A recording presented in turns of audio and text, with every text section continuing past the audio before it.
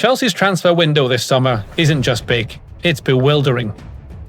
€280 million splashed on a wave of fresh, youthful talent. Yet somehow, on paper, their next spend is barely the price of a mid-table winger.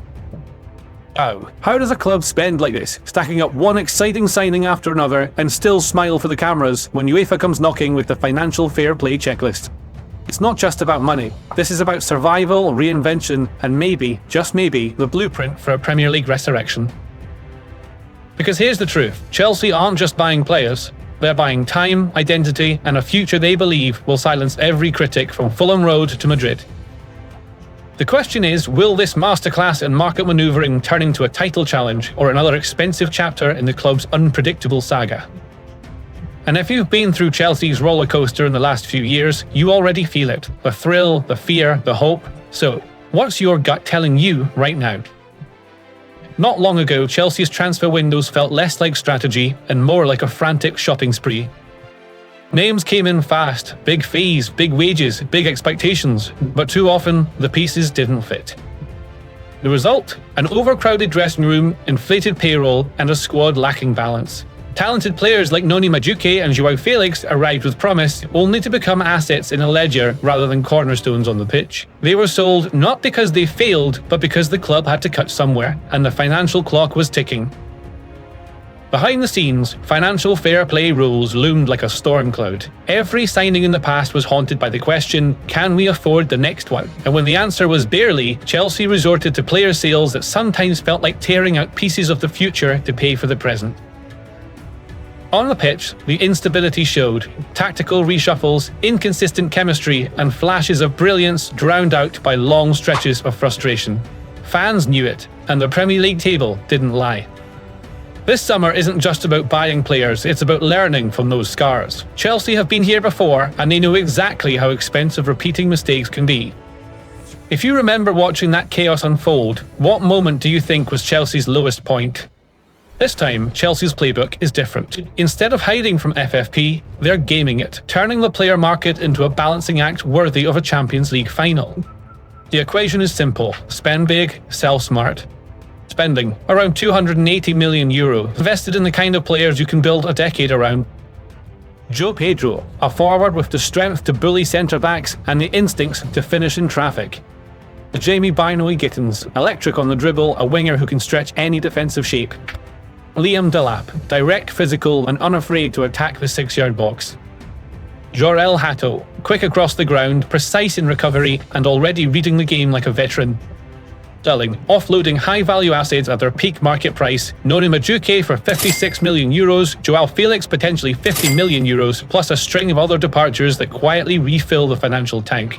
The result? A net spend hovering around €10 million. For context, that's less than some clubs spend on one backup fullback.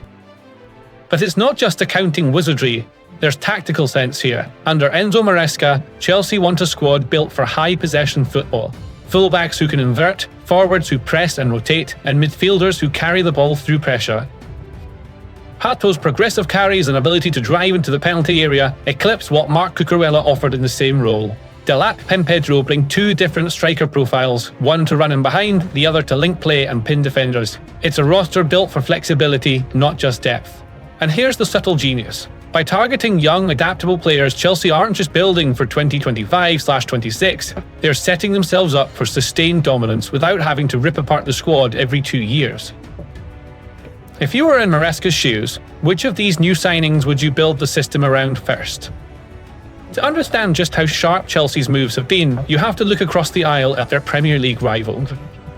Manchester City are still the benchmark. Machine-like consistency, a settled core, and Pep Guardiola's tactical chess game. But their squad is aging in key areas. Chelsea's injection of pace and youth, especially with players like Hato and Bynoe-Gittens, gives them a physical edge City might struggle to match in transitions.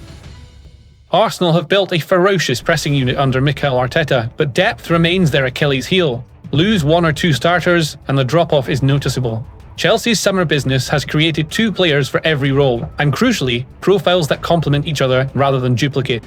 Liverpool are in the middle of a quiet rebuild, still dangerous, but adapting to life beyond their peak Klopp years. Their attack remains lethal, yet their defensive rotation isn't as airtight as it once was. Chelsea's flexible front line and stronger fullback options could exploit those gaps. Even in Europe, the contrast is telling. While clubs like Real Madrid and Bayern Munich chase superstars, Chelsea are assembling a squad ecosystem, players who can grow together under a defined style of play. It's less about the next Ballon d'Or winner, more about the next 11 who can dominate as a unit. The message to the league is clear. Chelsea aren't just trying to catch up, they're building something rivals will have to chase for years. If you were ranking Chelsea among these contenders right now, where would you put them and why? For all the noise about their spending, Chelsea's real story this summer is discipline. Discipline to sell at the right time. Discipline to buy the right profiles. Discipline to shape a squad for a philosophy, not just a highlight reel. Under Enzo Maresca, this isn't a patchwork rebuild, it's the construction of a footballing identity, one that blends the raw hunger of youth with a tactical framework designed to control games, choke opponents, and unleash waves of pressure in the final third.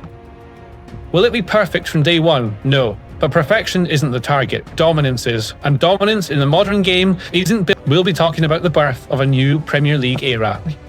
So here's the thought that lingers. 5 years from now, will we look back at the summer of 2025 as the moment Chelsea's dynasty began, or just another what-if in the club's chaotic history? And that's where you come in, because history doesn't write itself, it's written by moments, by matches, and by the people who believe before everyone else does.